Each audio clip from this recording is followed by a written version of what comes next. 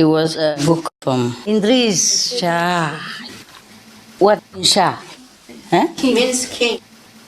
This is a story from, I think from Iran. Huh? I like Sufi story very much. Yeah. Because they have a lot of story. Yeah.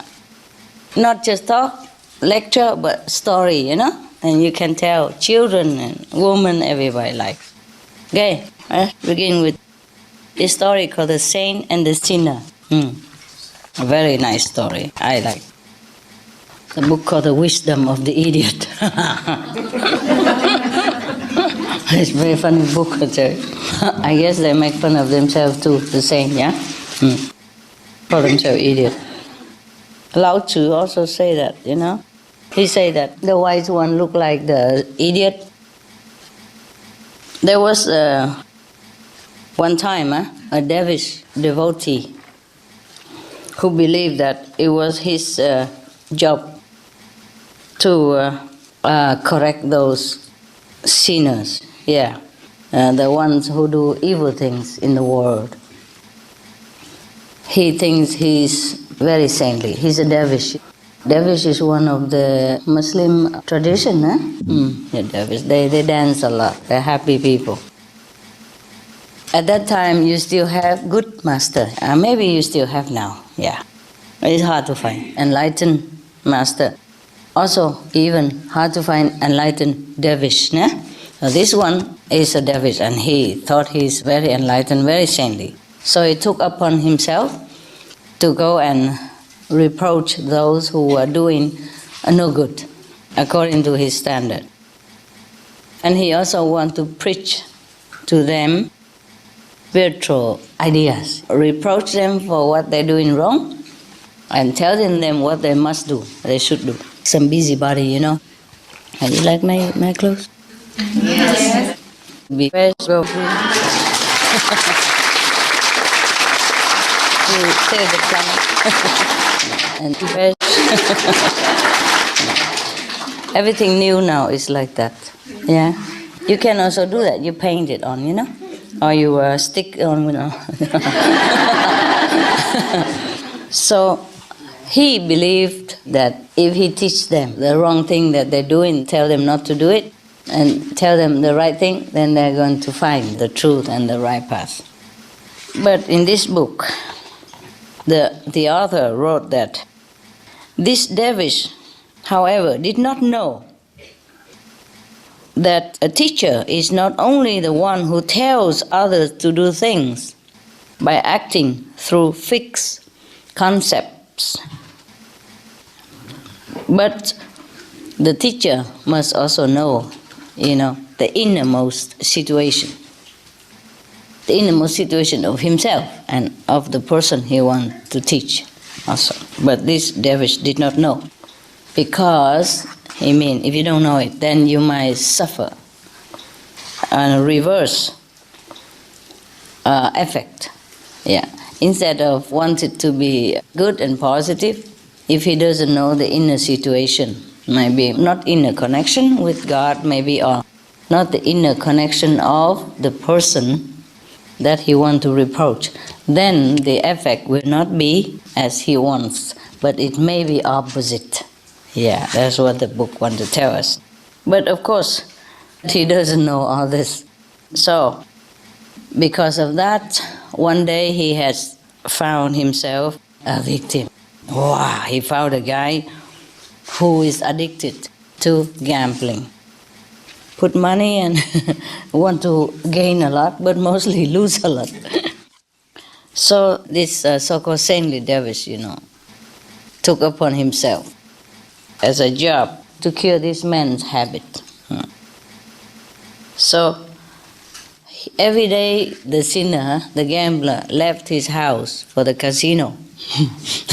The Devish wait outside his house already. Every time he left for the casino to gamble, the Devish put a stone opposite of his house, in front of his door. So every time he marked it like that, he intended for the gambler to be reminded of his evil sin, so that he cannot forget that he's a sinner every day, Hopefully one day he will cure himself. So the gambler, each time he left his house and go for the casino, he felt very, very guilty. And each time he come back, he saw another stone on the pile outside of his house. Did you ever see those stone piling on top of each other? Oh, the Tibetan does that a lot. Maybe it's a similar story. Maybe the person who went on pilgrim put a stone there for the sin of his neighbor or something. Or maybe himself. Yes. In the old tradition, there was one Chinese woman. She also cured herself this way. Whenever she does the wrong thing, she put a black bean in the left side jar. Whenever she does a good thing, she put a white bean on the right side jar. So like that, she knows how much good she did and how much bad she did. And slowly, slowly, more white and less black. So there were two people involved here. The gambler, every time he passed the stone, he felt terrible, guilty, yes. And the dervish who put the stone there feel very angry and more like agitated, toward the gambler, like he has not changed. Today I still have to put another stone on for him. And he was very angry, negative feeling. That's a really busy body. Just go home, meditate, maybe. It's better for him. But no, he wait in front of the house all day so that he can see the men come and go, because the man doesn't always go at a regular time, I don't think. Gambling is not like a job, is it? Not like you go from 8 o'clock, you go back at 5. No. So the dervish must have been like standing in front of this guy's house or sit in front of his house all day, waiting until he gone, waiting until he come back. Therefore, of course, he's angry too. Sitting in the cold like this, waiting outside. Not only he feel angry with the gambler, but he also feel a sense of pleasure, because he's recording somebody else's sin, feeling that he's so good, so holy, and that person so sinful, and he's doing a righteous job, recording somebody else's sinful act. And he feel pleasure as well. Angry at that gambler, but feel good about himself, proud. Now this stone business going on for 20 years. Both of them are very, very persistent. One is very persistent in gambling. And the other one persistent in recording the gambling habit. If only you guys are so persistent like that, you become Buddha in no time. Now, the gambler, every time he passed the stones, he thought about himself. He thought about that how he should change, his habit, change his life, and he should become better, But he think to himself, he's such a guilty person, he's so bad, he wouldn't even understand goodness. He wished he could understand goodness. And then he feel that the holy person there, how he's so good in working for his redemption, for his sin. And he always thinking, wouldn't it be better? How would it be nice if I become like him, like the Dervish saint? But I don't think I could even repent. I could not even repent and change my life. Not to talk about becoming like him, because his place, the Dervish place, is surely high in heaven, that I could never dream of touching his feet. And he must be, chosen among the saintly elect in heaven. If he left this world, after he died, a dervish surely will sit among the chosen elect in heaven. He was thinking all this goodness about the dervish and feeling shameful of himself every day, but continue doing it because he's a kind of compulsive gambler, addictive. he can't quit. Some people can't quit, that's what they say.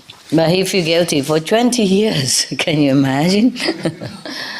But at least he felt the goodness from the dervish. So it's a mixed feeling, you know. He feel good about the dervish and feel guilty about himself. He feel like he could never change his way of life, and he feel, the dervish is really so sanely working for his sake, you know, to redeem him.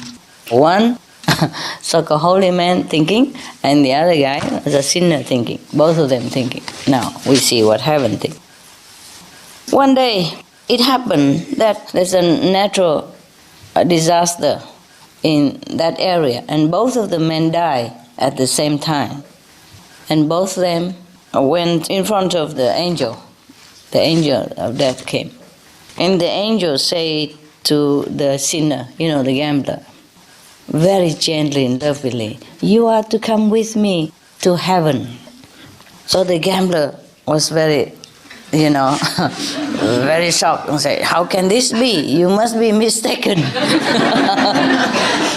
Yeah, I am a sinner. I should go to hell. You are looking for the devotee, I think, the dervish. He's right there. It's not me, that guy. Who always sat opposite my house, who has tried to reform me for 2 decades. So that is a man you are looking for. So the angel say, the devotee?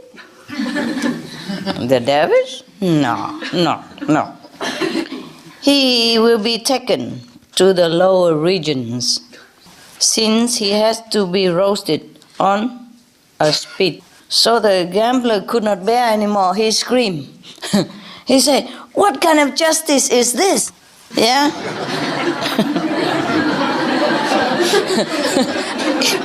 He forget his own, destiny. He said, you must have gotten the instruction wrong. It's the opposite. So the angel say, no, not like that, not so. Yeah. I shall explain to you now.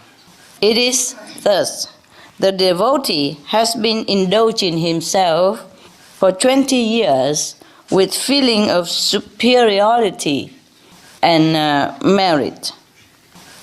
Now it is his turn to redress the balance. He really put those stones on that pile for himself, not for you. What mean for himself?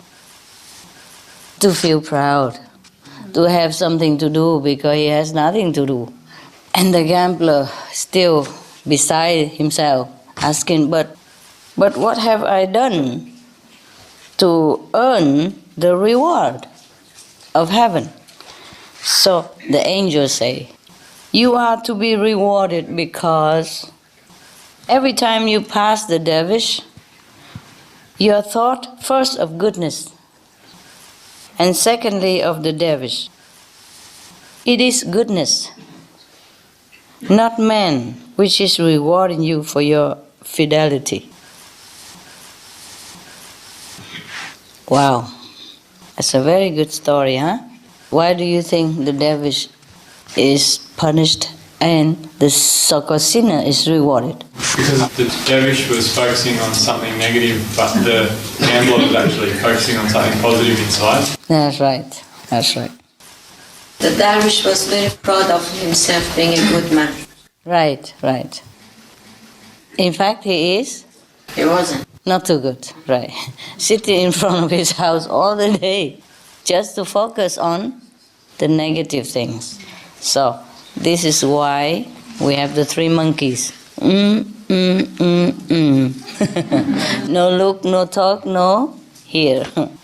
Yes, that's why Bible also say, judge not, so that you shall not be judged. Yeah, whatever we think, so shall we get, huh? That is a problem. So now it is also very bad of the gambler as well. If he is not gambling, then the dervish wouldn't have to focus on that bad quality of him. But this is not a very high judgment, mind you, okay? This is probably just the law of karma, or maybe the astral region, heaven and astral region hell only. If the guy is not gambling for 20 years, or turn around and change his bad habit, then the dervish would have been less focused on the negativity. Yes. It's also good also that he has been corrected, because he took upon himself as a job to go and reproaching people. If the gambler wasn't there, he probably would go and looking for somebody else who does something else, drinking alcohol, or maybe some womanizer or whatever that might be, Yes. Wasn't his motive was so bad to make him elevate himself by putting down the other? Isn't that what was so wrong about what he was doing? Perhaps so also. Perhaps the thing is that he wasn't well practicing himself. Yes. And being a dervish, he should focus more on his own development first before he can correct somebody else. That is why we have the diary for you, spiritual diary. Check yourself every day and not checking anybody else. We never know how much we progress yet. We never know how pure we are, so we can't even judge somebody else. Maybe he tried to put down others because, in fact, he's not that good. A good person wouldn't sit in front of somebody else's house and nose into his business, no matter how bad, how good, and keep doing this kind of thing. He feels himself superior. But this is also a lesson for us that we should never do any bad thing to provoke somebody else into thinking negatively about us even, That's why we must keep the 5 precepts, so that we will not be the cause of somebody else's trouble or bad karma, see? Even though maybe haven't judged this correctly about the dervish. But if suppose in the whole vicinity of the dervish town, there's nobody who does any sinful thing, then the dervish would have no chance to commit this kind of judgmental attitude or sin, or the act of judging other people. Even though he has this kind of character within him. But if there's no sinner around, no negative things happening, then he wouldn't be focused on it. And maybe he has more chance to focus within himself. Nevertheless, that is not a good excuse either for the dervish who's supposed to look inward and not look outward. But maybe we can make a good excuse for this dervish, maybe because at that time he was just a dervish by name. Just like people register to become Christian or Buddhist, but they don't even practice anything. The teaching of the Christian, they don't even know it. They don't even read the Bible. So they don't know even the Bible tells us not to eat meat. Be you not among the meat eater and the wine drinker even. Not among the people, not to talk about that we eat meat and drink wine ourselves. How obvious it is, but how many people read it and how many people understand it. Vegetarianism in religion. The Baha'i Faith. Regarding the eating of animal flesh and abstinence therefrom, know thou of a certainty that, in the beginning of creation, God determined the food of every living being, and to eat contrary to that determination is not approved. Selections from the Baha'i writings of some aspects of health and healing. Buddhism. All meats eaten by living beings are of their own relatives. Lankavatara Sutra. Also, after the birth of the baby, care must be exercised not to kill any animal in order to feed the mother with meaty delicacies, and not to assemble many relatives to drink liquor or to eat meat, because at the difficult time of birth, there are innumerable evil demons, monsters, and goblins who want to consume the smelly blood. By ignorantly and adversely resorting to the killing of animals for consumption, they bring down curses upon themselves, which are detrimental to both the mother and the baby. Ksiti Sutra. Be careful during the days immediately after someone's death, not killing or destroying, or creating evil karma by worshipping or offering sacrifice to demons and deities. because such killing and slaughtering committed, or such worship performed, or such sacrifice offered, would not have even an iota of force to benefit the dead, but would entwine even more sinful karma into previous karma, making it even deeper and more serious. Thus, delay his rebirth to a good state. Karma means retribution. Kasiti Garbha Sutra. Cow Dai. The most important thing is to stop killing, because animals also have souls and understand like humans. If we kill and eat them, then we owe them a blood debt. Teachings of the Saints. Christianity. Meats for the belly, and the belly for meats. But God shall destroy both it and them. Holy Bible. And while the flesh was yet between their teeth, ere it was chewed, the wrath of the Lord was kindled against the people, and the Lord smote the people with a very great plague. Holy Bible. Confucianism. All men have a mind which cannot bear to see the sufferings of others. The superior man, having seen the animals alive, cannot bear to see them die. Having heard their dying cries, he cannot bear to eat their flesh. Mencius. Essenes. I am come to end the sacrifices and feasts of blood, and if ye cease not offering and eating of flesh and blood, the wrath of God shall not cease from you. Gospel of the Holy 12. Hinduism. Since you cannot bring killed animals back to life, you are responsible for killing them. Therefore, you are going to hell. There is no way for your deliverance. Adalila. He who desires to augment his own flesh by eating the flesh of other creatures lives in misery in whatever species he may take his birth. Mahabharata anew. Islam. Allah will not give mercy to anyone except those who give mercy to other creatures. Hadith. Do not allow your stomachs to become graveyards of animals. Hadith. Jainism. A true monk should not accept such food and drink as has been specially prepared for him involving the slaughter of living beings. Sutrakatanga. Judaism. And whatsoever man there be of the house of Israel, or of the strangers that sojourn among you, that eateth any manner of blood, I will even set my face against that soul that eateth blood, and will cut him off from among his people. Holy Bible. Blood meaning flesh. Sikhism. Those mortals who consume marijuana, flesh, and wine, no matter what pilgrimages, fasts, and rituals they follow, they will all go to hell. Guru Granth Sahib. Taoism. Do not go into the mountain to catch birds and nets, nor to the water to poison fishes and minnows. Do not butcher the ox that plows your field.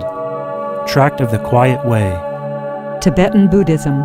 The offering to the deities of meat obtained by killing animate beings is like offering a mother the flesh of her own child, and this is a grievous failure, the supreme path of discipleship. Zoroastrianism. Those plants I, Ahura Mazda, or God, rain down upon the earth to bring food to the faithful and fodder to the beneficent cow. Avesta. Everybody knows that vegetarian diet is good for health and to save the planet. They will be awakening their own great, compassionate, loving self-nature, and then their level of consciousness will rise up automatically, and they will understand more than they ever did, and they'll be closer to heaven than what they are right now.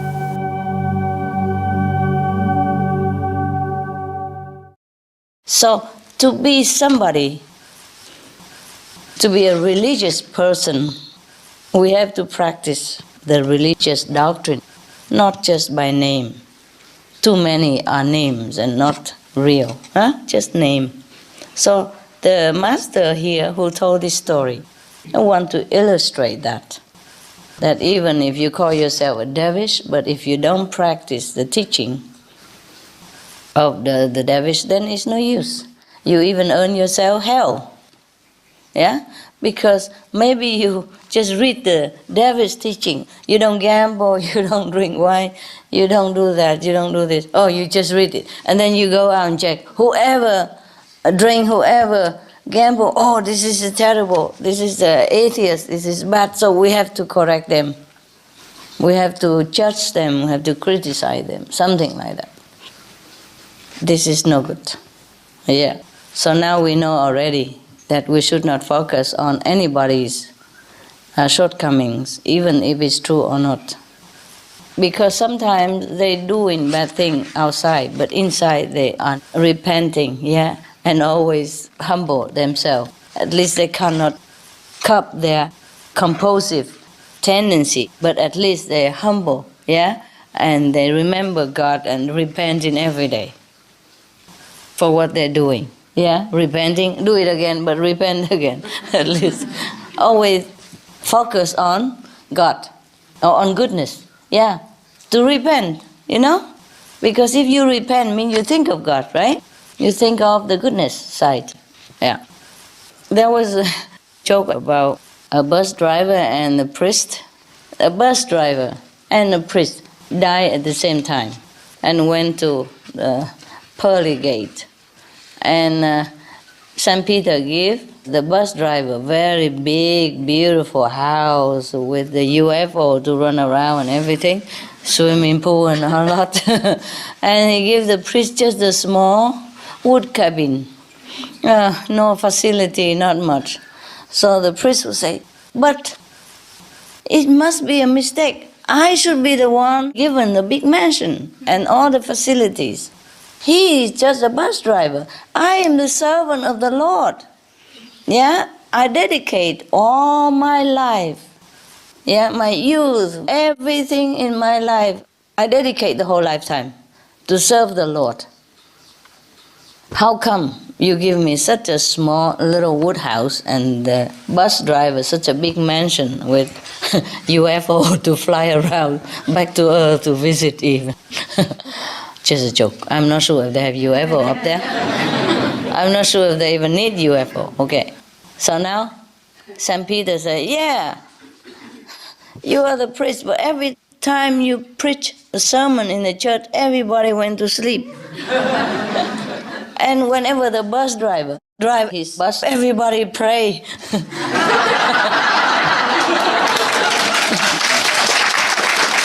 Yeah.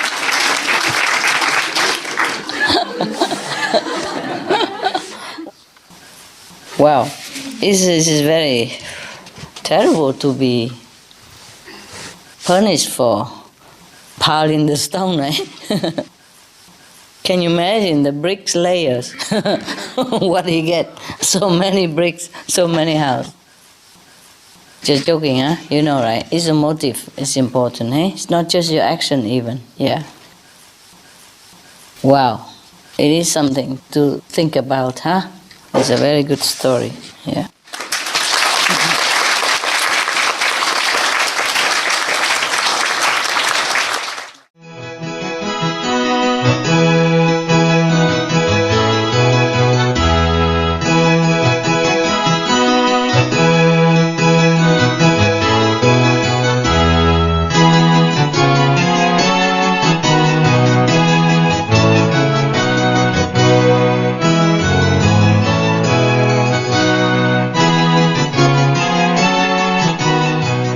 Do you know the Bible? This part is very famous in the Bible, you know? When I was in a temple in New York, there was a man, a young man, and his mother just died. And he's a Buddhist. His mother is Christian, maybe Catholic, maybe evangelist. So he called me at the temple. I was staying at the temple in New York. He called me, he said, my mother's dying. And she's Christian, you know, I don't know what to do. I don't know Christian stuff. I cannot recite the Buddhist sutra for her because she won't listen to it. So I said, okay, you have a Bible in your home? He said, yes, my mother has one. I said, okay, open it and look at the index. You find one with the Psalm of David, yeah? At that time, I even remember what number. I told him it's a Psalm 23, you know, like the Divine Shepherd. Yes. He said, what would it sound like, you know, in case I got it wrong and I don't know whether I read the right one or not. I said, okay, it begins like, the Lord is my shepherd, I shall not fear. Oh, and then he heard that and he said, "Oh, it's beautiful." I say, "Of course it is. It's beautiful. It's from the Bible. You should know that." He said, "Okay, now I know. I'm going to read that for my mother," because at that time he couldn't find the priest yet. You know, the priests are always busy, yeah? Either they are talking mass or they have to go to funeral or they have to go to a wedding, yeah? So anyway, it happened that his mother's dying and he has to read something for her, you know, worrying that she died before the priest come. But I said to him, "Don't worry, the soul will listen. Yeah, the soul will know, even if your mother has left the body, her soul will listen. So don't worry." He said, "But he still like to read something." You know, I said, "That's a very good idea. Very good idea. You read it before she goes. It's better than after she goes." Because his mother was in great pain at that time also. Dying but with pain. Because she was sick, you know. She had cancer. Also, most people at the time of death, they struggle a lot. They struggle a lot. Because if they have not got any definite answer to where they're going before they left the planet, then they feel very, very struggle, you know, suffering. They worry where they're going. You know, they don't want to leave this planet. They don't want to leave the body. They have been used to it for so long. So the struggle makes it more painful. Very, very painful. That's why, and when many people die, you see them, you know, withering, you know, and have an expression of suffering because of the struggle. They cannot let go. But if you are a believer and have great faith, yeah, in any religion, as long as it's a good religion, you know, that teach you non-violence, teach you to be honest person, and to believe in God, and you truly live a life of honesty and peace, yes, and of a good neighbor, yeah, good human, then you will go in peace. Yes, you don't struggle. And when you die, the angel will come and get you, instead of darkness or the angel of death or some evil-looking entity that scares you, and that's what makes you struggle even more, yeah, clinging to life, because you're scared of where you're going. So I told the son to read this to the mother. "The Lord is my shepherd, I shall not fear." And he felt very at peace immediately. He said, "Oh, it's beautiful," because I was really in pain of what to do for my mother. He was a Buddhist, you know. He belonged to the temple where I stay at that time. And he's a disciple of the abbot of that temple that I stay. So I say, but it's the same, either Buddhist or Christian, you know, in the Bible or in the Buddhist scripture, they only teach people to do good things. So you read it to your mother, read with love and faith, yeah, and that God will take care of her and ease her fear. He said he will immediately. I say, okay, now you go read it now. Yes. So I want to read it for you today. Any of you, the angel come already or not yet? Or the inner master told you anything? 3 days, 2 days, 1 week, today? 2 years? You are told 2 years? I think you said something like that. No. What I mean is if the planet go, you know? No. If nothing is done according to the benevolence law of heaven, then if we go the opposite direction of the benevolent law, then we go the opposite direction. That's it, you know? Anyway, 2 years, 4 years, it doesn't matter too much to us. We do what we can until the last minute, okay? You inform people, you meditate, just like we're doing here, and do what we can, yeah? It doesn't matter. Doesn't matter really, yeah. We save the planet, not for us in any case, but we still do it, yeah? If we can, we do it. And maybe we still can do it, yeah? Now I want to share this beautiful prayer with you. It's one of the Psalm of David. He made many good prayer, you know, and songs, very nice. It will inspire people when they read it, you know, to have more faith in God instead of their ego. The Lord is my shepherd, I shall not fear. He makes me lay down in green pastures. He leads me beside still waters. He restores my soul. He leads me in right paths for His name's sake. Even though I walk through the darkest valley, I fear no evil, for you are with me. Your rod and your staff, they comfort me. Staff, not personnel, no? Staff means the stick, the staff. You prepare a table before me in the presence of my enemies. You anoint my head with oil. My cup overflows. Surely goodness and mercy shall follow me all the days of my life, and I shall dwell in the house of the Lord my whole life long. Isn't that beautiful? Yes. That's it? That's just one of it. You want to hear some more? Yes. The Lord is my light and my salvation. Whom shall I fear? The Lord is the stronghold of my life. Of whom shall I be afraid? When evildoers assail me to devour my flesh, my adversaries and foes, they shall stumble and fall. Though an army encamp against me, my heart shall not fear. Though war rise up against me, yet I will be confident. One thing I ask of the Lord, that will I seek after, to live in the house of the Lord all the days of my life, to behold the beauty of the Lord and to inquire in His temple. For He will hide me in His shelter in the day of trouble. He will conceal me under the cover of His tent. He will set me high on a rock. Now my head is lifted up above my enemies all around me, and I will offer in His tent sacrifices with shouts of joy. I will sing and make melody to the Lord.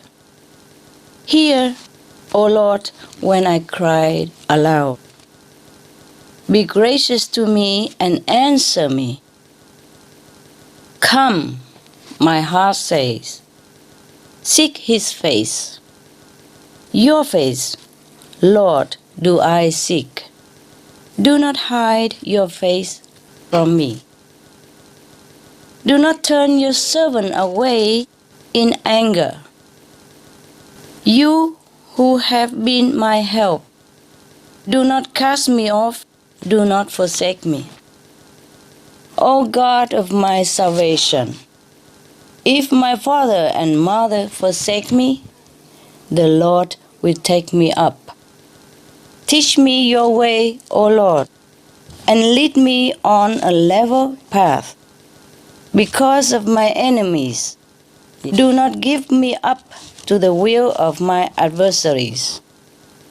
For false witnesses have risen against me. They are breathing out violence. I believe that I shall see the goodness of the Lord in the land of the living. Wait for the Lord. Be strong and let your heart take courage. Wait for the Lord. Okay.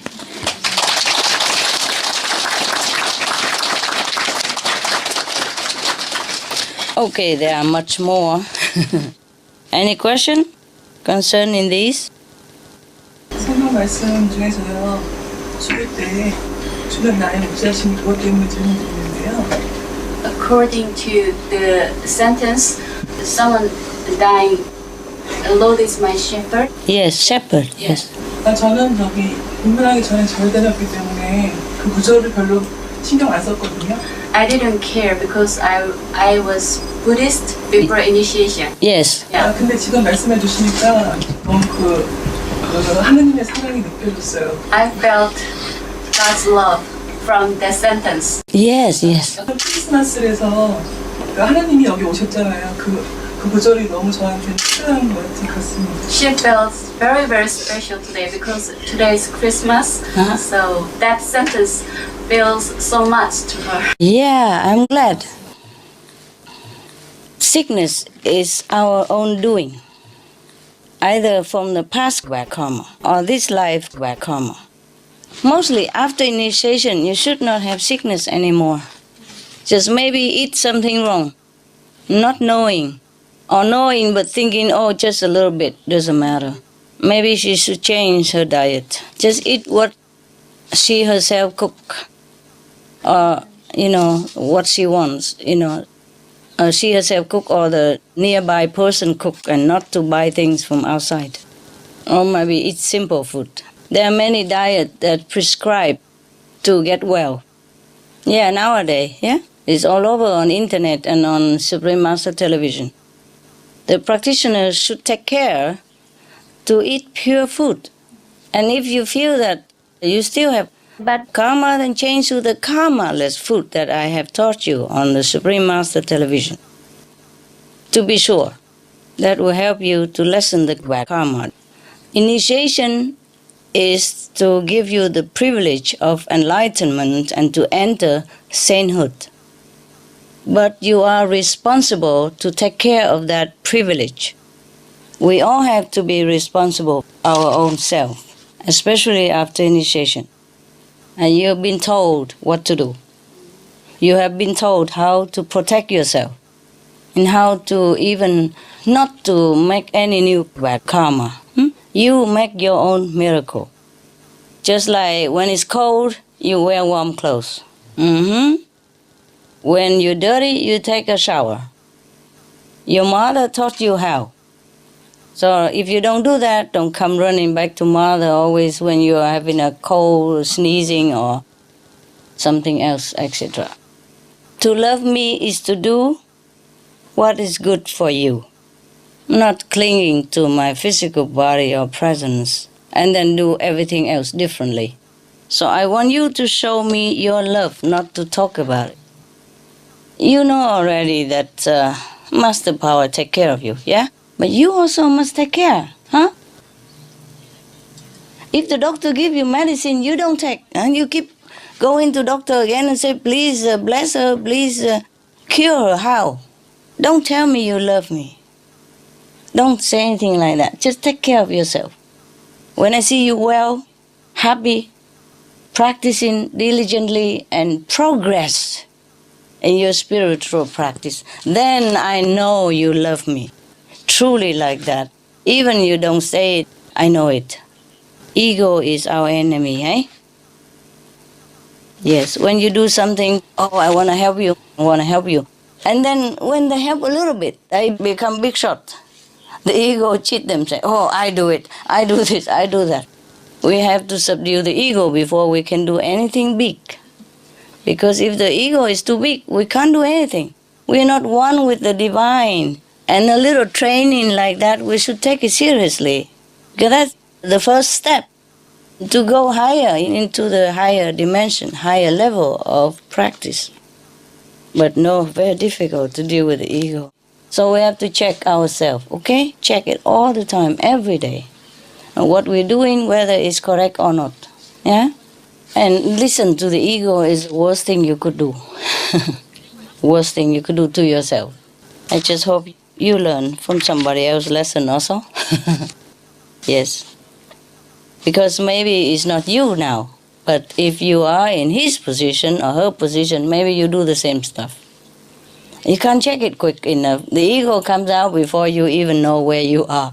And then you can't check it fast enough. That's the problem. That's why you have to do the diary every day.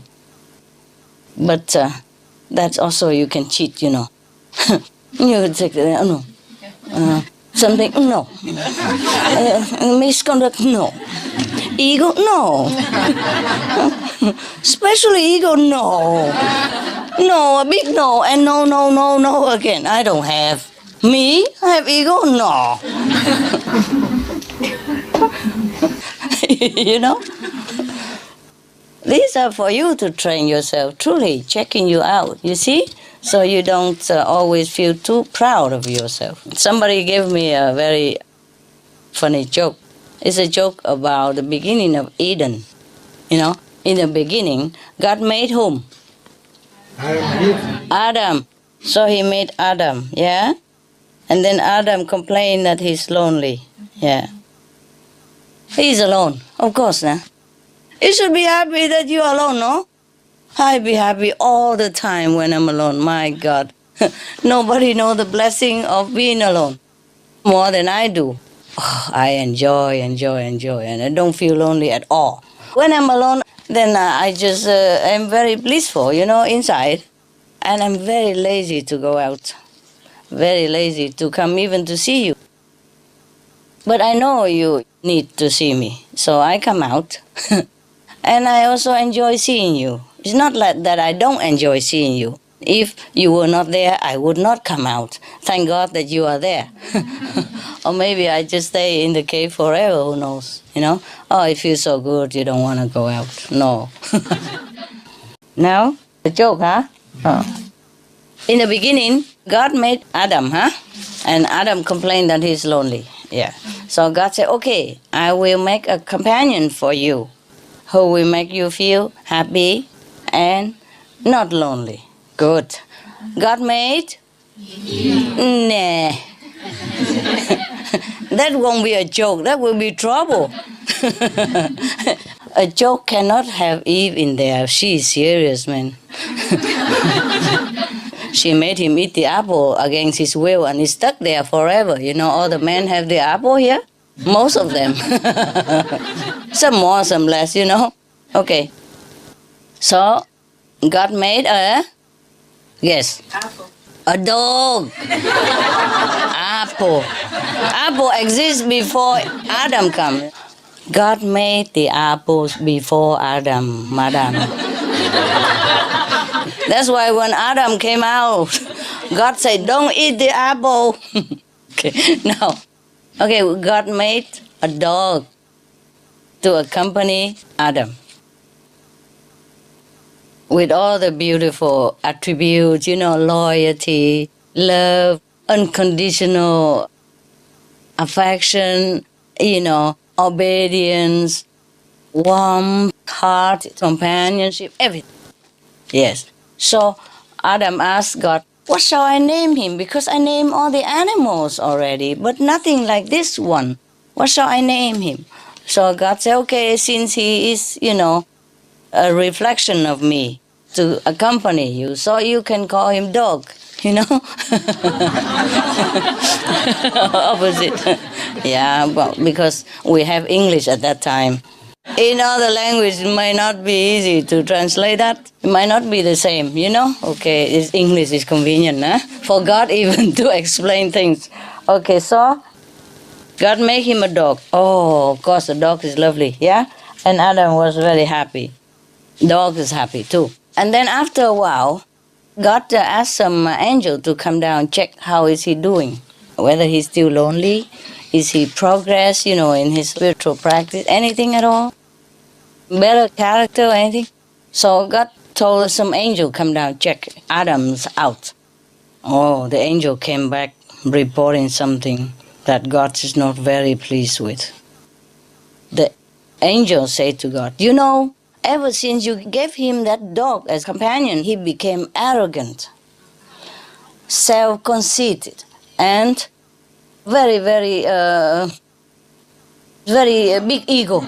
And God said, how can that be? I gave him a loving, faithful, obedient companion. He should emulate that character. Instead, how come he become arrogant? How can that be? So the angel said, yeah, because the dog listened to his every whim. I always obey him and make him feel like the king of the universe. Yeah. That he feel like nobody better than him. The dog made him feel absolutely, top. Yes, top of the world. That's why he became very arrogant. He thinks he's the best now. He's the king of the whole universe. That he's perfect, yes, and he's intelligent, and he's a master. Everything that is impossible for a man. He has no humility anymore. Yes, he thinks he's the best, and he's the only one in the whole world now. So God said, that won't do. That won't do. So he thought of a plan. Okay, I know. I will make him another companion. Opposite will make him know that he's nobody. So, can you think that God made now? The cat, that's correct. You know the story? Oh, you just guessed.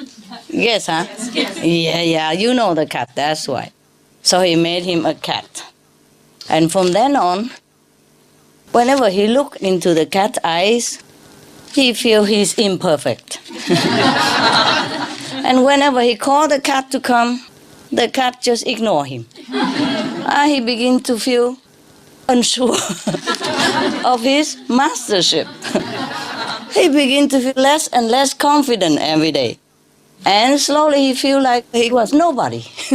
Whenever he called, the cat didn't come. He told the cat what to do. The cat couldn't care less. And, day in, day out like that. So his arrogance wore off. Now, God told angel come down and check him, say, he's better now, my Lord. He doesn't think he's the top anymore. He doesn't think he's perfect anymore. He doesn't think he's anybody anymore. So God said, that's good. God is very happy. And then Eden, become happy again. And the man also happy. And the dog's also happy because the man feel contented now. He's nobody anyway. He couldn't be any worse than nobody. So he's also begin to feel happy, true happiness. And the dogs are very happy as usual. And the cat couldn't care less. But I think later God get to be more clever. Huh? He made a woman instead. Even better than both the dog and the cat combined. Huh? Yeah. Since then, Adam behaves. All right. You happy now, yeah? Yes. I see you in a while.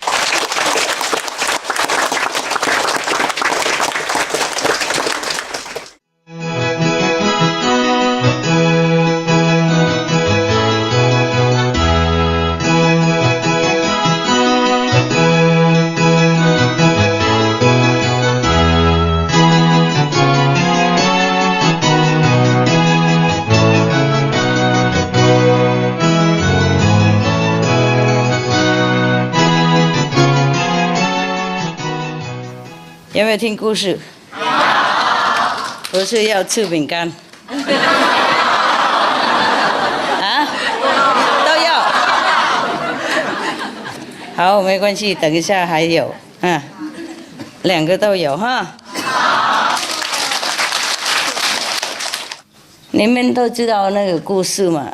那些能跳的那些豆子啊，黄豆。黑豆，那会跳的，自己就会跳的。也许我们会再讲新的。有时候一条路我们走来走去好几趟，看不一样然后一个人也是这样看来看去就不一样事久又知人心，又更不一样是不是 ？OK， 好。不过我们不管知不知人心我能自心是最好。以前好久，非常久的，非常久以前了有一个老太婆，她一个人单身独饮的活下去，在那个西藏那边哈，靠近西藏了边界那边，中国跟西藏在一起了。他本来不是说没人要啦，哈，这单独过日不是了，还有一个先生啊，而且生出来一个男孩子，结果2个都去哪里？上天了，OK， 所以他才一个人单身独饮，都无根啊。他有一块小小的地他跟那一块小地就可以度的过日子，他种那些这种五谷啦然后可以卖一些过日这样子，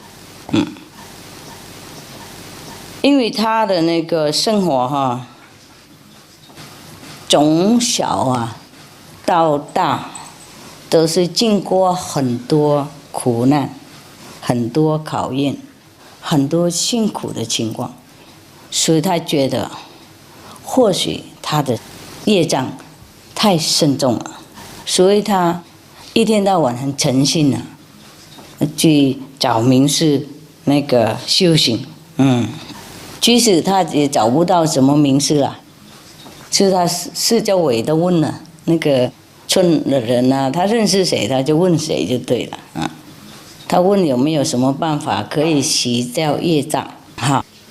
问到底了以后，有一个去朝圣回来的人就可怜他，就跟他说一个办法他就说他去朝圣的时候有一位那个喇嘛传给他一个神咒了就观音菩萨的传下来的一个神咒，如果念这个一定会烧业障哇，他很高兴，那个就是唵嘛呢叭咪吽高兴快乐学下去了。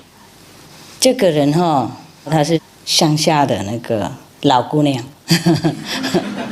一字也不懂，从来没上学过，而且古代的女孩子不能上学，你们都知道了我们那个社会目前还是重男轻女的不过以前好久那个以前就更重男的如果一个男一个女2个一样的那种身材又一样的那个重量2个放在2边那个正起来的话，一定是男是沉下来的重男嘛重男太重了一点，沉下去了。重男轻女，他就不能上学，他不学什么东西，所以都不懂那个很多字，不懂一字不懂。然后人家教他怎么念，他就怎么念。不过他因为不懂字嘛，又老了嘛，很辛苦了。人家叫他唵嘛呢叭咪吽，他就说唵嘛呢叭咪哭。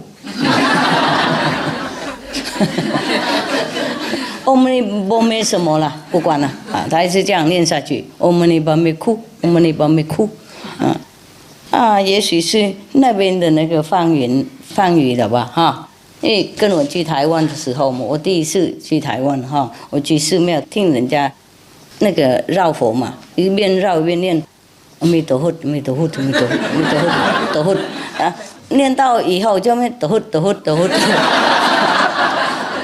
你们都知道了因为念快嘛，越快越多越多就把那个佛的那个名字把它弄短了阿弥陀佛嘛，阿弥陀佛不过你念越多的话越有功德嘛，那个人家有这样这么说，所以他就把它弄短了，就变成陀佛这样子阿弥陀佛嘛，就台湾那个福建语的就讲阿弥陀佛陀佛陀佛，然后念着越快越陀佛陀佛陀佛陀佛陀佛陀佛陀佛。我也是刚来的时候连国语也不懂，何况台语，就去那个台语的寺庙嘛，然后他请我吃饭嘛然后我边吃的边喝东西也有茶什么都有了那和尚问我喝喝茶。我那个时候我就知道喝茶就是喝茶嘛 ，tea 嘛啊，喝水。我说有了，我就说一句而已，我都别的不懂。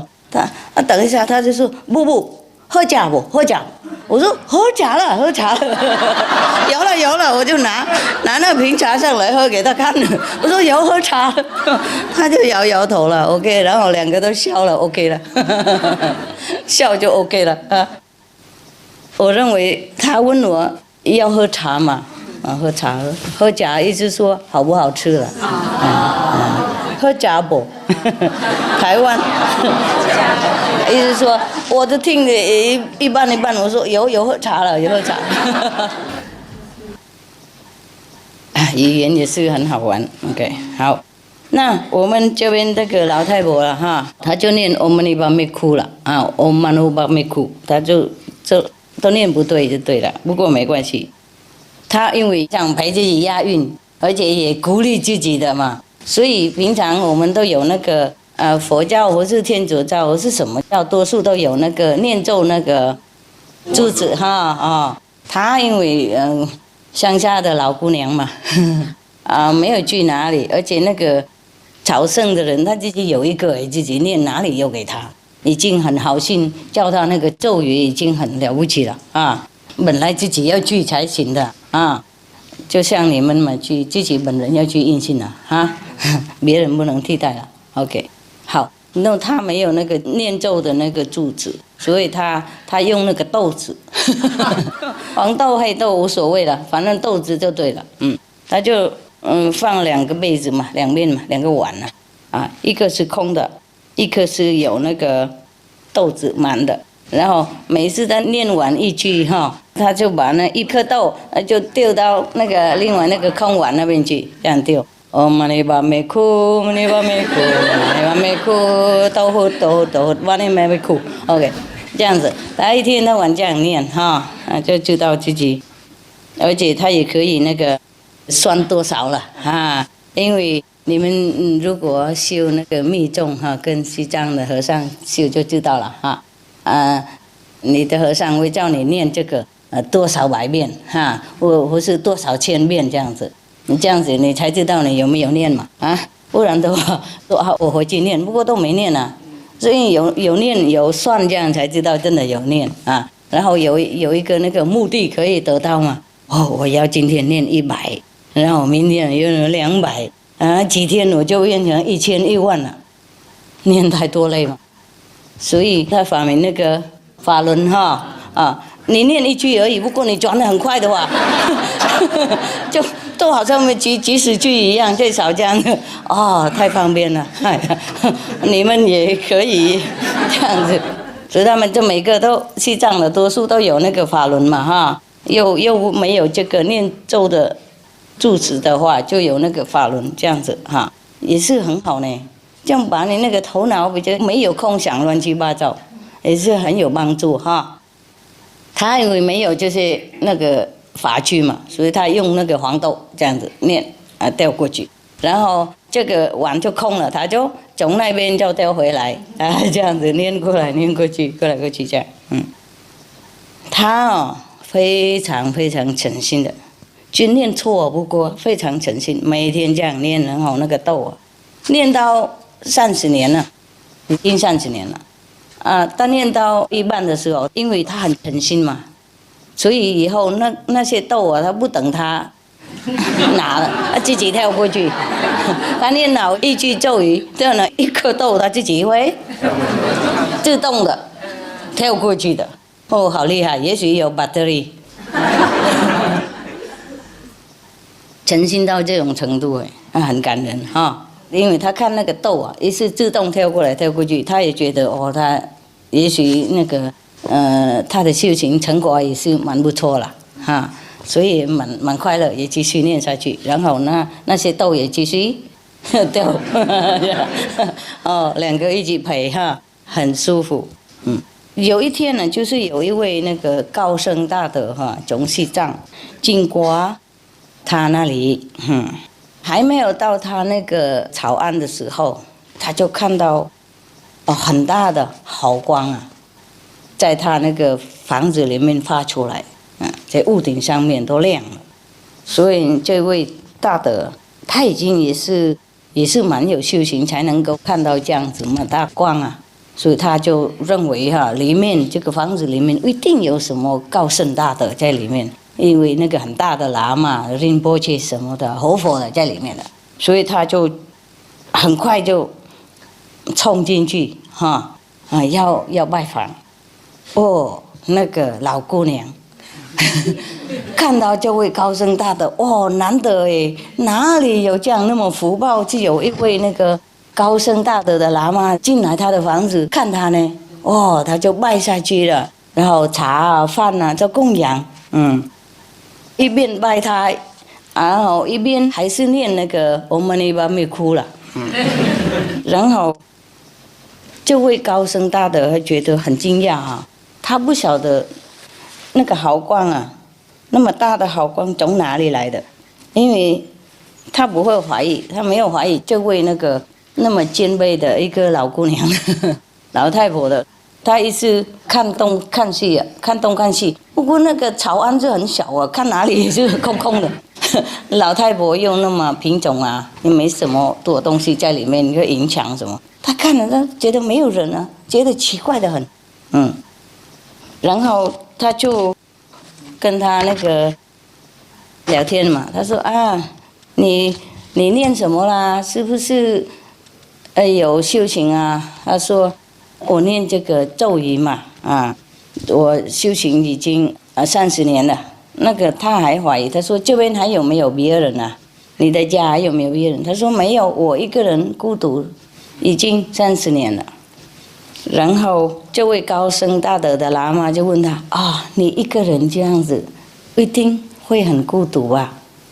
会觉得很孤独了没有人陪。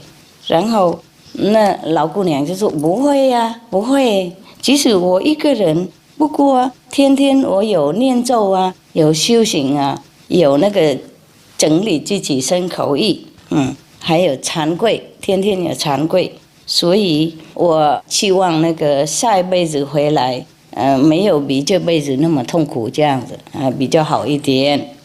他还没敢想到那个什么高寡位了，意思说下一次再来做人，没这一辈子这么辛苦，他已经很觉得能够这样子，他觉得很满足了，来不及了。所以我没有空想到自己孤独或是不孤独。特别从那个有一位很好心的朝圣回来的，传给我这句咒语了以后，我身心更快乐，天天忙了念没有想到自己的那个生活怎么样所以很快乐，很快乐。然后那位高僧大德就问他就念这些什么嘛？他就说我们一般没哭了。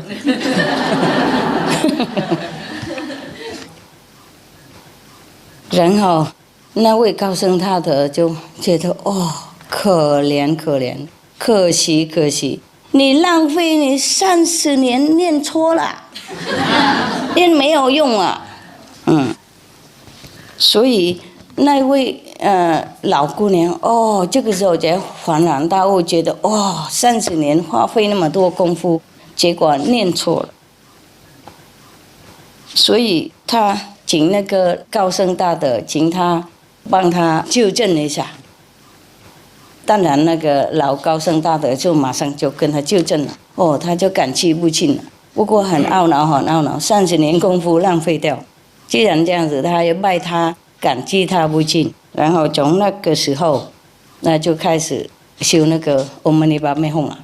然后他还感激那位和尚，他拜他好几十拜，说谢谢您还好你纠正那个还有时间呢，不然等一下我死了也浪费一辈子，又重新回来，又做人很辛苦所以那位那个高僧大德喇嘛就跟他sayonara了让他在那边鼓励他继续念咒修行，然后他自己本人也是要登陆了要做去别的地方。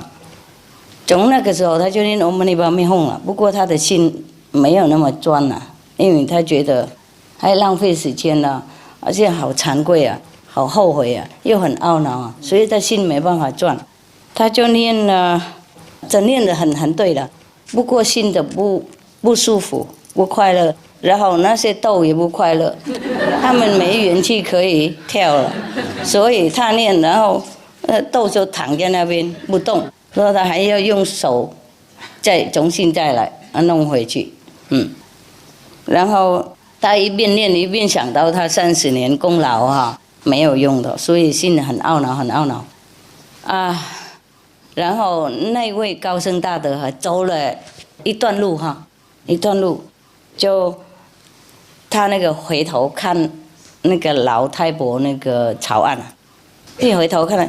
好官都不见了，觉得那个草案现在很乌暗的，又很看起来很懊恼、很忧愁的。他就突然间，他突然间知道了，他知道他本人好意，不过害人的，让那个老太婆自己就乱掉了，精神乱掉了，念不专心，所以他就赶快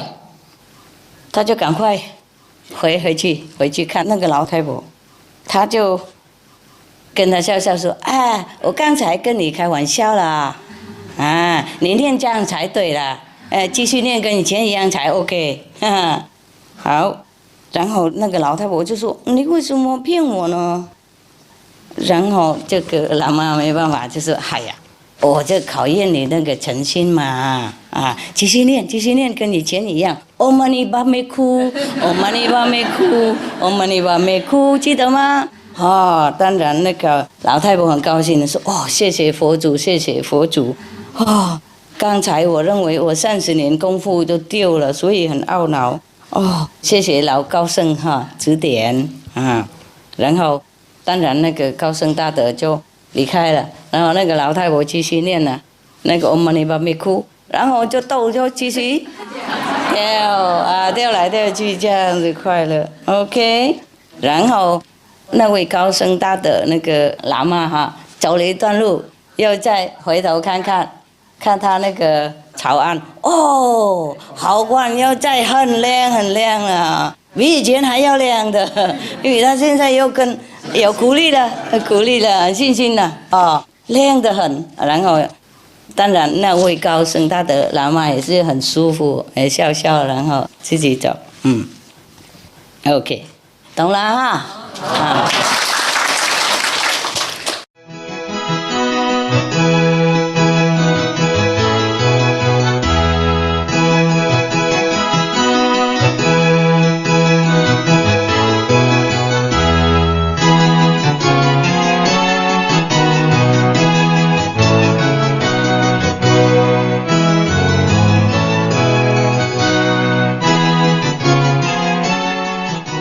中国有没有这类啊？有啊，他脸上啊，中国也一样啊，有啊，在那个道场里面有吗？有，就是也许没有这个了，没有那个 Save the Planet 那些。地球。我讲这个以后就觉得要去那个罗马那边，Vatican 很像啊，圣诞节嘛，没关系嘛，走，去打招呼。因为你们想看我就带出去。Request for greens to save the planet. Lucky no sorrow here. Okay, lay down and go sleep now. Here, help me. Okay, today is still Christmas a little, huh? I'm reading you the Bible, okay? That's a good thing here we should read, huh? Yeah. It's very, very easy, so we don't even need to explain it, you know? Now, these are some of the very beautiful reading in the Bible. These are very nice psalm, of King David. Yes, very beautiful, very poetic.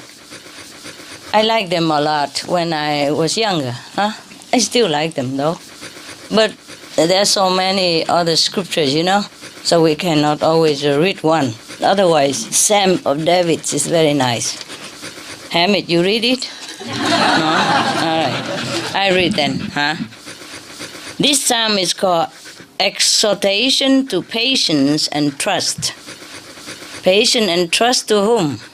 To God. Trust God. Trust the divine, that we are going to be provided what we need, Sometimes what we want is not what we need, okay? You must know the difference between what we want and what we need. So here it's just what we need only. Because what we need is very little, What we want is a lot. So, it says here, do not fret because of the wicked. Do not be envious of wrongdoers, for they will soon fade like the grass and wither like the green herb. Trust in the Lord and do good deeds, so you will live in the land and enjoy security. Take delight in the Lord, and He will give you the desires of your heart. Yes, this seems very easy, but how many people truly can do this, we all say, we love God and we trust God, but sometimes we don't. Remember the guy falling, just a joke I told you long ago, the guy who was falling from the cliff, and then he got hold of the branches and hang on in there. So at that time he prayed to the Lord, he said, "Oh Lord, I know I have not been a very good Christian and I didn't pray to you often and I didn't go to the church at all. And I didn't read the Psalm David 37 ever. But please help me now. I promise I will go to the church every Sunday. I will help the poor, and I will praise your name." He was sincere and praying. So he heard a voice boom from the sky saying, okay, let go of the branch and I will help you. So the guy said, oh, anybody there? Anybody else there? Understand? Anybody else is there? He could not let go of the branch because down there is the deep canyon, He thought if he let go, he would die. So this is a trust that we profess that we have, but we don't always have. Let's face it, life is difficult for us here, And God seems to be too far, yes. So sometimes we wanted to trust the Lord, not that we don't want, but it's very difficult, The temptation of this world, the difficulty of survival, and all the negativity that has been, bombarding us all the time.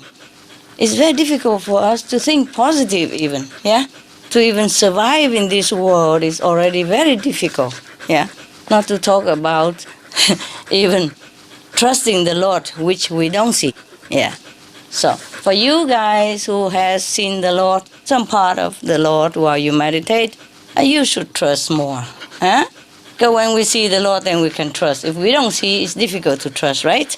But now after initiation, we know, more sure about there is a Lord somewhere.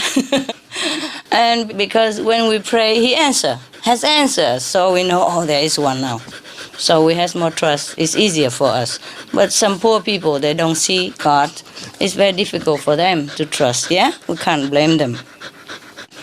So here, King David, one of the ardent devotee of the Lord of the old time. It's been recorded in here. He's saying, probably his exhortation to his disciples or to his near followers, nearby person, relatives, friends, assistant, whatever. So he keep telling them this because probably some of them don't have trust in God. So it's very difficult for someone to take delight in the Lord. As you say here, you should take delight in the Lord. Okay, we love God. Maybe we trust God. But how to take delight in God? Huh? It's not that easy, is it? Huh? Yeah. So only the one who sees God can really take delight in God. God may be not like a person or something, but we feel the love, we see the light, and then we can trust. Yes. And we can take delight in it. Because when we meditate and when we see God or a portion of God or an attribute of God, then we can take delight in that. Of course, when we meditate deeply, we see the light. That is God, part of God, and we feel very, very happy with it. Yeah. Now, continue, he said to you. Commit your way to the Lord, trust in Him, and He will act. He will make your vindication shine like the light, and the justice of your cause like the noonday. Wow. Can we do that? Difficult, huh? It's very difficult to do the will of God, right? It's very difficult. We try, but we can. Sometimes we cannot.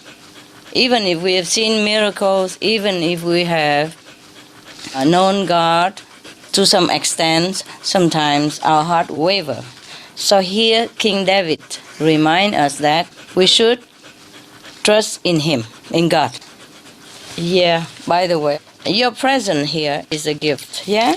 Because you have trust in God, come here to meditate, yeah? And that is also a gift for me. Big gift. Very wonderful gift for Christmas. Thank you.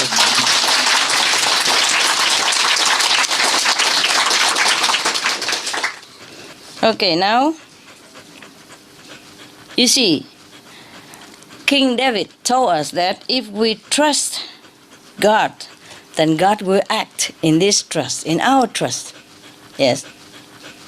Of course, if we doubt, then we obstruct ourselves. Do you understand me? If we doubt God, then like we build the wall in front of us, like between us and God, there is a wall. We don't trust that God does anything. So, of course, you obstruct yourself. Not that God doesn't hear, not that God doesn't want to help you, but you put yourself in a prison, yeah, where you feel like God cannot reach you. And this is a very bad attitude for us. God doesn't care you trust Him or not. Of course, God is very pleased if His children trust Him and let Him help His children, but sometimes we cannot. So King David told us that He will make your vindication shine like the light, and the justice of your cause like the noonday. I mean, if you trust in the Lord, then sooner or later, the cause of your situation will be very clear. For example, if somebody wronged you, somebody accused you, something that you have not done, somebody persecuted you, somebody give you a hard time, you will be protected by the Lord, and your case will be openly clear to everybody, like noonday. Noonday is the clearest time of the day, right? The noontime, okay. But whoever can have so much trust like that? Even the disciple of Jesus. Yeah? Sometimes they have doubt the Master. But Jesus never had doubt about God. Even when He suffered on the cross, He say, "Oh Father, how you glorify me." You see? He could have escaped. He could have escaped. He knew it in advance that one of His disciples will betray Him. He said that openly even. But He did not run away because He trusts whatever happened, it's according to God's will. Did you see the Vietnamese opera today? Yes. Yeah. It's a moral message for us, no? Yeah. Like the girl, the daughter-in-law, yeah?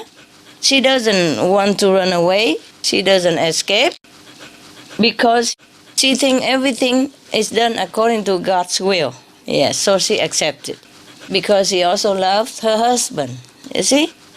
This is how we should love God. Yes. Then we can be united together with God. You know, in due time, yes. It's very rare that somebody trusts God absolutely like Jesus. Yeah? That he just accepts whatever happened for the sake of humanity and all beings on this planet. He came to do what he has to do, and he trusts that whatever God arranged, that will be perfect. The same, similar to this situation, the story may be true or not true about the mother-in-law and the daughter-in-law. They may be true, maybe not true, but we could learn from it. It's similar to the situation of someone who is separated from their own soul, Yeah. The union of the soul and the oversoul, mean God, that is just like the marriage like that, yeah? All kind of evil, all kind of obstruction came between the soul and God. But if we are patient, if we trust in the Lord, then we will have the happy reunion in the end. Yeah, okay, we continue. Be still before the Lord and wait patiently for him. Do not fret over those who prosper in their way, over those who carry out evil deeds. Yeah. So, King David reminds us that we should be still before the Lord. What does that mean? How come be still before the Lord? Mostly people say to you, go and pray, and pray the louder, the better, as the Lord is deaf. As if he's deaf, he cannot hear you. You have to go and pray very loud. Mostly people pray loud, right? That's one thing. Or we can also sometimes pray loud, so we can hear our prayers. It's also some kind of devotion. But here, the King David told us that be still before the Lord and wait patiently for him. This is very strange, huh? Anybody knows what it means? Meditate. Just sit there and wait until the Lord comes. And don't talk too much. Don't have to even pray. Don't even ask anything. Of course, you ask if you want to, but you should not. Is God deaf that you have to talk so loud? Huh? Is God blind that he doesn't see your situation? Is God so unintelligent that you have to explain to him so much? You understand, yeah? Therefore, according to this advice from King David, be still and be patient. Wait patiently. Yeah, we sit for long hours, no? That is being still, that is being patiently waiting. See? Perhaps at that time they don't have the word meditation. But this is the same. What else would you be still and be patient? What? Where? Huh? How should we do that? If not by sitting and contemplating and waiting, right? Yeah, so when you sit in meditation the way I have instructed you, you just be patient. Just sit there, right? Yeah, sit as long as we can. Just remember the Lord. That's it. Wait for him. That's it. I mean, remembering him and just wait. Just sit there. Just the way we do. But not like everybody can just sit and wait like that. Of course, yeah? We have the purpose, right? And we know how to sit and how to wait also. Yeah, okay. So, do not fret over those who prosper in their way. Do not fret over those who carry out evil deeds. Okay. This is clear, right? If we see somebody who is very prosperous, although they are doing bad deeds, do not fret over them. Do not compare. Do not complain to the Lord. Say, oh Lord, I am your devotee. I love you. I pray to you every day. I go to the church every Sunday. But look, what have you done for me? You have not given me anything. But the neighbor who are so wicked and who do the wrong deed so many times, and you let him prosper. You see?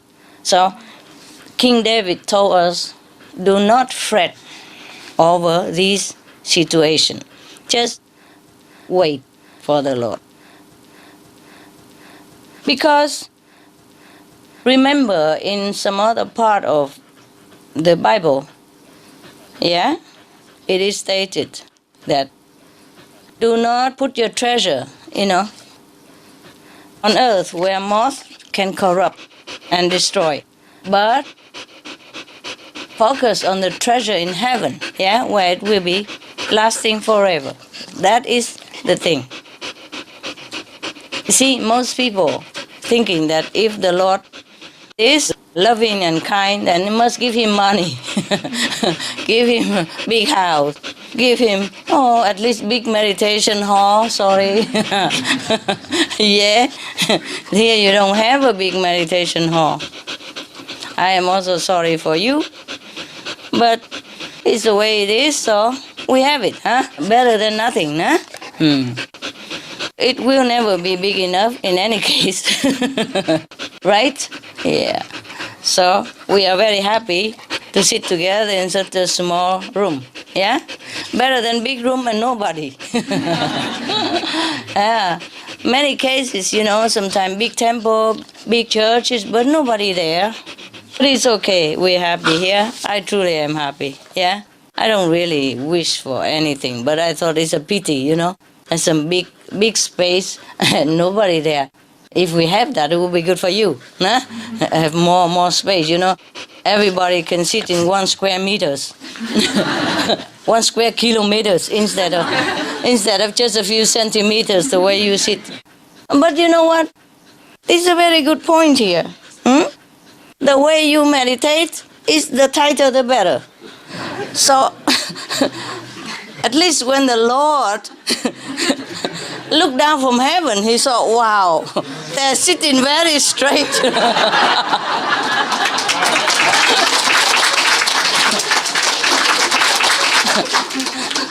Appearance, Well, at least, like this, you don't fall, and you keep yourself straight, In Zen Buddhism, if you sit straight all the time, that means you're a fantastic practitioner, So, there's a good point, in every situation. So, congratulations. You are in the right place. And your house is also bigger, so it's all right to be sitting tight sometime, That's why sometimes people tell you, sit tight, right? And here you sit tight, no?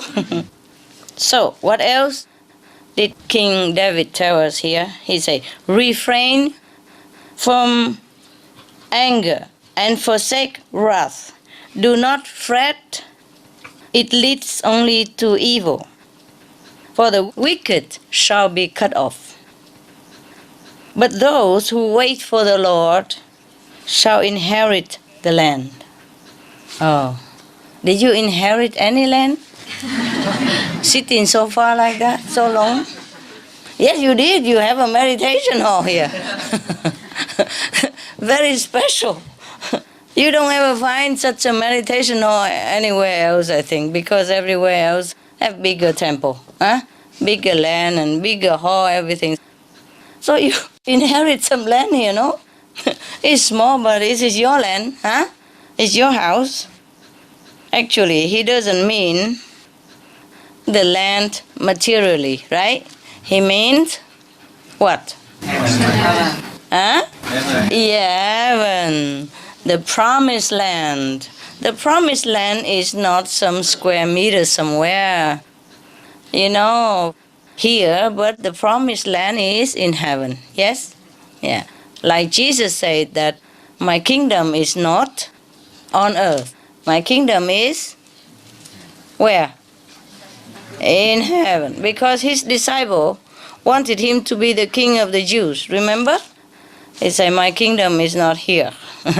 He couldn't care less to be king or not king or beggar or anything. How does he care, right? Nobody cares. When he's so enlightened like that, he would not care about any kingdom. Even Sakyamuni Buddha, when he wants to find the truth, he even forsake his kingdom, right? Yes. Let alone to want to come to get another kingdom after enlightenment. That's impossible. No enlightened master ever desire kingdom, unless it is for some purpose that he has to do it, yeah, or she has to do it for the sake of others, yeah, or it is in the destiny that the master has to do that, yeah. Then they do that, yeah. Remember King Rama story, yeah? Okay. He was supposed to be the king. He was the crown prince. But then what happened? Because of some bad gossip, some bad talk, from jealousy and envy, so his father exiled him to another country, very, very far away. And he was happily gone. Yeah? He did not care for the kingdom. Yes. If he was to inherit the kingdom and became the king, then okay. He accepted and did his duty. But if the kingdom was taken away from him, he is happy and no responsibility. So he was happy and gone. And then later on, when his name is clear and he could come back, become the king again, then he was okay with it. You understand me? Either way, there's no aversion. Like, I like this, I don't like that. Maybe we don't like it, but we still do it. Yeah? We don't like things, we don't like this, we don't like that. We all have our like and dislike because we are still in this human domain. And something we like, something we don't. But like or not like, we still continue to do whatever we have to do, right? For the sake of others, or just to fulfill the destiny. Yeah? Okay. Now, let's continue. So King David still always tells us that we should not fret over any situation in this world. Yeah? I should just accept it. Yes. But that doesn't mean we do not check ourselves. Yeah? Everywhere we go, we should be a disciplined person. And we should bring joy and happiness, yeah, in an orderly manner to everybody else. And not to cause trouble, not to be a burden for others wherever we go. Yes, now continue down there. Yet a little while longer, then the wicked will be no more. Yes. Though you look diligently for their place, they will not be there. But the meek shall inherit the land and delight themselves in abundant prosperity. There must be someone who came to King David and complained about their unfortunate situation. Or that the enemy overcome them and the one who did the wicked deed is prospering. And the one who is doing, good deeds and be virtuous and good are not having any reward, perhaps like that. So King David exhort to them, saying, be patient, yeah? After a while, the wicked will be no more. Okay. Sometimes it seems that little while is too long, right? And we get impatient. No? Any of you know that? Any of you know this situation? That you waited and you feel it's too long? Yeah. Okay. But he said the meek shall inherit the land. Who is the meek? Why the meek shall inherit the land? The meek mean the weak, the weak, the humble. Here King David told us that wait a little while and then the enemies will be no more. The wicked one, the one who caused trouble for you, prosecute you, making trouble for you, they will be no more. Wait a little while. Sometimes a little while takes so long, but still must wait. Yeah. And you will be rewarded. That's what he said. Okay, sometimes we wait and seem like forever. Sometimes we could even wait the whole lifetime. But why not? This life is not very that important and is ephemeral and is illusion anyway. So even if we wait the whole life, we shall wait. We have eternity, yeah? So we should never try to return the wickedness to the wickedness, yeah? If people do wickedness to us, we should not return the same to them, yeah? Anyway, he said the meek shall inherit the land and delight themselves in abundant prosperity. Okay. The land, we know already, is maybe heaven, yeah? Yes. It could be also the land that we have here, meaning property, yeah? Meaning something that we want, yes. And he said that be patient. If you are righteous, you will inherit it. You will have it, yes. And then you even live in abundance, okay. It might not always be in this lifetime, but sometimes it is in this lifetime, right? Sometimes we see the reward very quick coming to us, yes. It's not always in monetary, not always in prosperity, not always in material things, but we know there are many more reward, better than material reward even, and we know all that, yeah? The practitioner of Kuan Yin method, we know that. Except if you don't meditate well. Except you do not be careful about the food that you eat, you know, that you make yourself impure by eating some food that is not proper, yeah? With animal product or something with alcohol, thing like that. So always be careful, keep yourself pure. Nowadays it's difficult sometimes even, because sometimes you buy things outside, yeah? Sometimes they say vegetarian, but in some country they don't really list the ingredients, and sometimes you don't know what is in there. So it is terrible sometimes, yeah. Even if you want to eat some ice cream, normally it seems very, very harmless ice cream, but then you read, have egg in it. My God, who would ever put egg in ice cream? And what for? You know what I mean? And sometimes ice cream have alcohol in it. And sometimes chocolate, you know, even have egg in it and have alcohol in it, something like that, or some animal fat. So it's very difficult to even choose something which look very harmless to eat as vegetarian. So you have to be careful, okay? Of course, it's not like God punished us for eating some animal products, but it will contaminate, yes, our purity. It will interfere with the flow of our spiritual perception, yeah, from the divine. It will put like a blot in the road, you know, in between us and our true self. That's the problem. So we have to always be careful. Rather eat less, yeah? Rather eat the thing that you're sure, and not to eat more, but the thing you're unsure.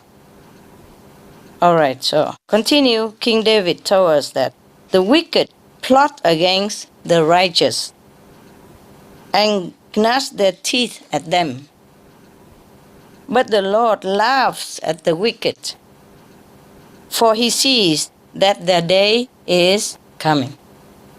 It means your God, your Lord, your protector, knows that even though the wicked people are doing some bad things toward you, persecuting you, or, you know, pressurizing you in some way, or giving you terrible time. But the protector, the Lord, sees everything. He is not in a hurry to even punish them or anything, because he knows the law of cause and retribution will be just. And he sees that the wicked people are coming to an end.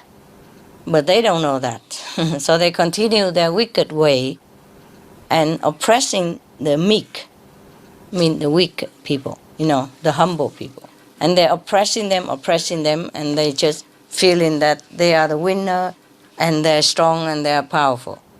But God knows that their days are numbered, that their destruction is coming. The wicked draw their sword and bend their bow to bring down the poor and the needy, to kill those who walk uprightly. But their swords shall enter their own heart, and their bows shall be broken.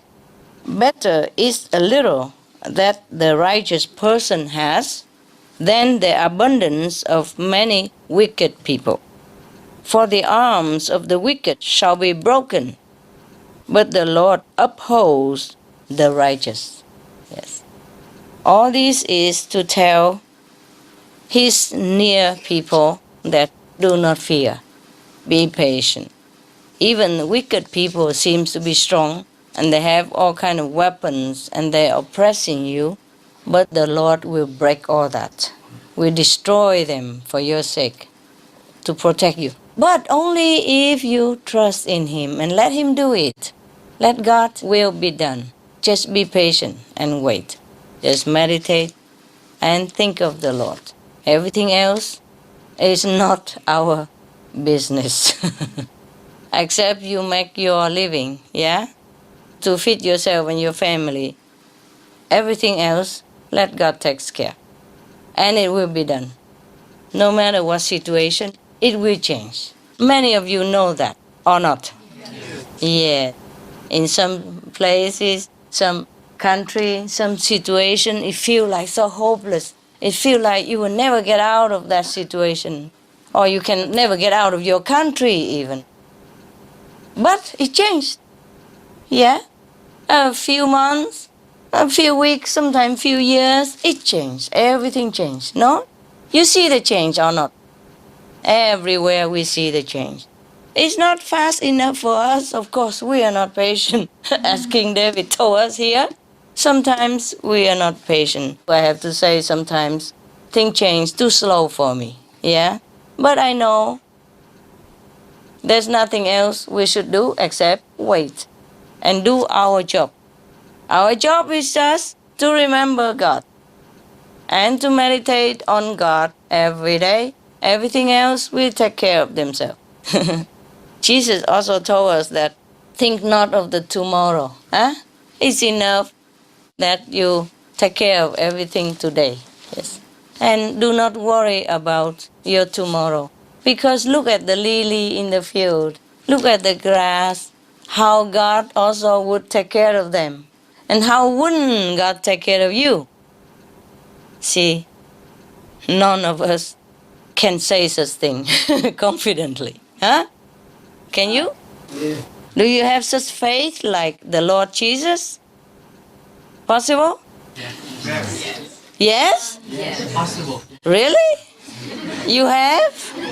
Wow, congrats. I'm proud of you. Wonderful. Let's see. Yes, when you sit here in front of me and listening to nice story from the Bible and good advice and in a good company and have good food and looking at a good dog, it's very easy to say, yeah, I have faith like Jesus. Oh, wait, you know? Because we are not crucified like the Lord and we don't go through so much tests. Most of the time, it's the Master who took upon himself, like Jesus Christ, or other gurus, yeah, even Prophet Muhammad, even Buddha, even the Sikh gurus, even, all the masters, they took upon themselves all the trouble, all the burdens. That's why you don't have any burden. You always feel safe, happy, and you don't understand much of the suffering of the Master, right? Yes. None of the disciples of Master Jesus even understood him that much. Some even deny him, yeah? Etc., etc. Some even doubt him. But we are learning, huh? You are learning, no? Good. Learning to have faith like Jesus does. You know what? But heaven doesn't expect much from us. Remember what Jesus said. If you just have the faith as small as the mustard seed, everything is possible. You see? Yes. Therefore, so little faith that you have, and God still have mercy on you and help you every day, huh? And give you a lot of miracles and, fulfilling your wishes every day. Yes. Well, at least you are grateful, no? Are you?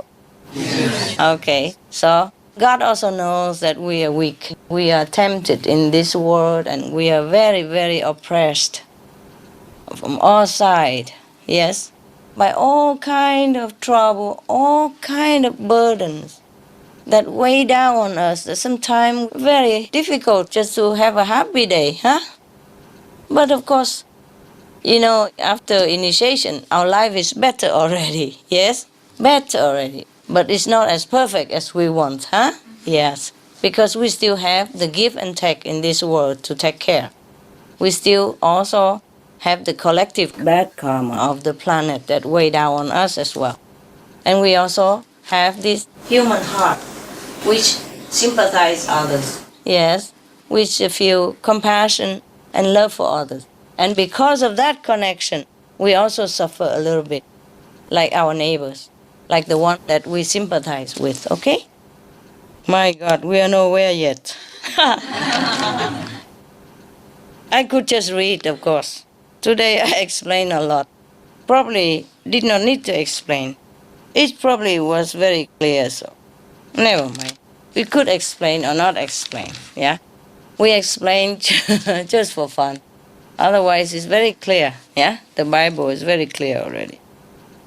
The sentences are very clear.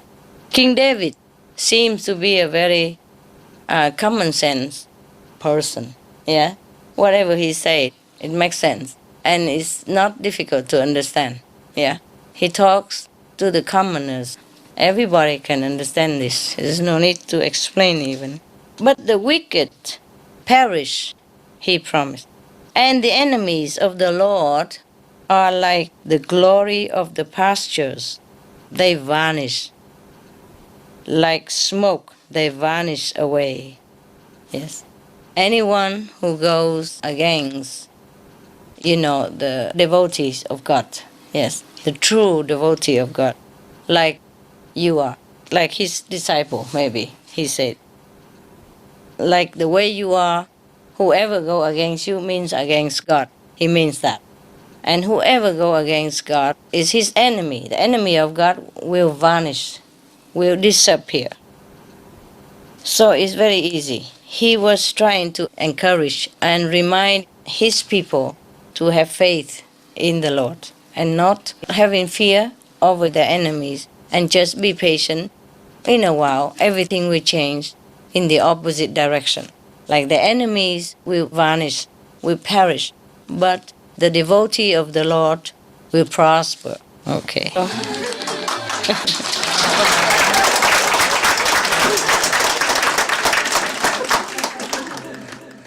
That's what it is anyway. He keep telling them that don't worry, yeah? Whatever enemy of yours, the Lord will take care. The Lord will make them perish. And you will be prospering. You will be surviving. You will be glorified. You will be in abundance. That's what it is. It's very positive psalm. Yes. We have another half. Maybe another day. Okay? Yeah. I'll see you another day. All right? Welcome.